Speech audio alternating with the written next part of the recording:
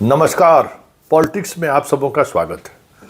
और आज हम पॉलिटिक्स में बात ललन सिंह के उस पॉलिटिक्स की करने जा रहे हैं जिस पॉलिटिक्स के सहारे ये कहा जा सकता है कि आखिर ललन सिंह किसके हैं, या फिर ललन सिंह किसके प्रति जिम्मेवार है, या फिर ललन जो सियासत कर रहे हैं उस सियासत के सहारे किसको साधना चाह रहे हैं। बड़ा सवाल है, क्योंकि पिछले 72 घंटों के दौरान जो चीज़ें घटित हुई हैं वो साफ लग रहा है कि ललन अब नीतीश के प्रति जिम्मेवार तो नहीं ही है। अनंत सिंह को लेकर जो उनका रवैया रहा है वो रवैया कहीं न कहीं दूर दूर तलक नीतीश कुमार के रवैये से ठीक विपरीत है। नीतीश कुमार कभी इस तरीके के मामले में अपना स्किन हमेशा बचाए रखा है, और जो स्थिति हुई है सबके सामने है। और इसके बावजूद भी वो खुद अपने प्रशासन पर आरोप लगा रहे हैं कि वो किसी के कहने पर साजिश के तहत अनंत सिंह को जेल भेज दिया। ये आप समझ सकते हैं कि अपने ही गवर्नमेंट के पुलिस को, अपने ही सरकार के पुलिस पर ये आरोप लगा रहे हैं, जबकि पुलिस खुद चीख चीख कर कह रही है कि घटना स्थल पर अनंत सिंह मौजूद थे, इसलिए इसकी गिरफ्तारी हुई। क्या आप फिर से देखना चाहेंगे क्या? तो एसएसपी पटना का वो बयान सुन लीजिए जिसमें उन्होंने खुद कहा है कि घटनास्थल पर मौजूद थे। डीजीपी ने भी कहा है कि घटनास्थल पर मौजूद है, लेकिन अनंत सिंह इस बात को खारिज कर रहे हैं। तब सोच लीजिए कि क्या कर रहे हैं। तो जरा एसएसपी का वो बयान फिर से हम आपको सुना देते हैं। अनंत सिंह, उनकी आज गिरफ्तारी बेड़ना गांव से किया गया है। अनुसंधान किया गया तो पाया गया कि जो प्रत्याशी हैं वो वहां पे मौजूद थे, उनके सामने में घटनाएं हुई हैं और जो कांड के मुख्य अभियुक्त भी हैं। और ललन सिंह का भी वो बयान सुना देते हैं जिसमें ललन सिंह कह रहे हैं कि साजिश के तहत उनको जेल भेजा गया। ये नीतीश के राजनीति की ठीक विपरीत ललन का स्टैंड है। और ये सिर्फ बात यहीं तक नहीं रही है। मुख्यमंत्री पद को लेकर जब उनसे सवाल किया गया तो उन्होंने कहा कि विधायक दल का नेता तय करेगा, जबकि जदयू से लेकर बीजेपी के तमाम नेता शाह और मोदी को छोड़ दें तो ये कहने से नहीं थक रहे हैं कि नीतीश थे, नीतीश है और नीतीश रहेंगे। लेकिन ललन सिंह क्या कह रहे हैं कि नहीं, ये मसला विधायक दल की बैठक में तय होगा। कम से कम नीतीश ललन सिंह से तो ये उम्मीद नहीं कर सकते थे। इससे एक कदम और आगे बढ़िए तो फिर कुछ और नई बातें आपको समझ में आएगा। एक खबरें आई हैं सामने कि ललन सिंह ने निशांत को एक बंगलो गिफ्ट किया है, एक अपार्टमेंट गिफ्ट किया है। जिस समय यह खबर ब्रेक हुई है, ये संयोग नहीं है, ये एक बड़ा प्रयोग है। और इस खबर ब्रेक करने के पीछे जिसकी भी रणनीति रहा हो, कहीं न कहीं नीतीश को बदनाम करने की साजिश तो है ही।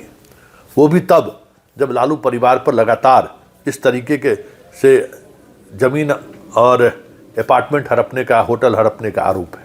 ऐसे में इस खबर को सामने परोसना सवाल तो बनता है, क्योंकि यह डील पूरी तौर पर व्यक्तिगत डील था ललन सिंह और नीतीश कुमार के बीच। नीतीश की कितनी सहमति है मुझे नहीं मालूम, लेकिन उनके बेटे को उन्होंने एक अपार्टमेंट गिफ्ट किया है।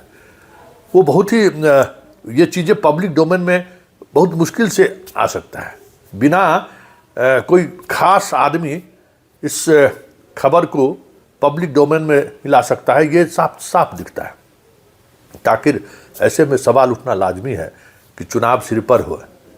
पहले चरण की चुनाव की उल्टी गिनती शुरू हो चुकी है और इस बीच ये खबरें चलाई जानी, क्या कहा जाएगा? सवाल खड़े होंगे ना कि आखिर ललन है किसके।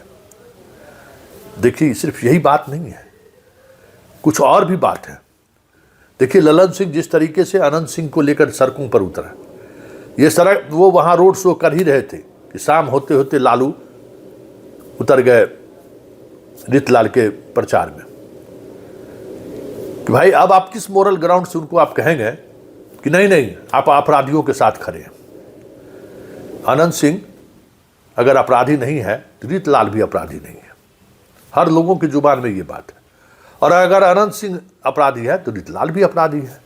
और जब आप अपराधी के साथ खड़े होते हैं, तमाम नियमों, चुनाव आयोग के तमाम नियमावली की धज्जी उड़ाकर आप पर FIR दर्ज हो जाता है, तो फिर लालू अगर उसके लिए सड़क पर उतरते हैं तो फिर सवाल कौन करेगा? तो ऐसे में ये सवाल जरूर उठ रहा है कि आखिर ललन सिंह किसके साथ है, किसके लिए खड़े हैं।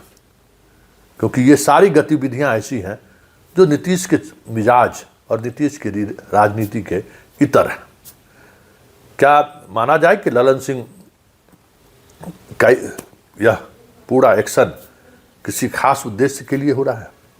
क्योंकि नीतीश कुमार अक्सर कहते हैं कि जिसको भी हमने दिल्ली में मंत्री बनाई वो फिर काबू में नहीं रहता। तो क्या इस राजनीति के अंतिम पड़ाव में ललन सिंह के इस मिजाज की वजह से दूरियां बढ़ रही हैं?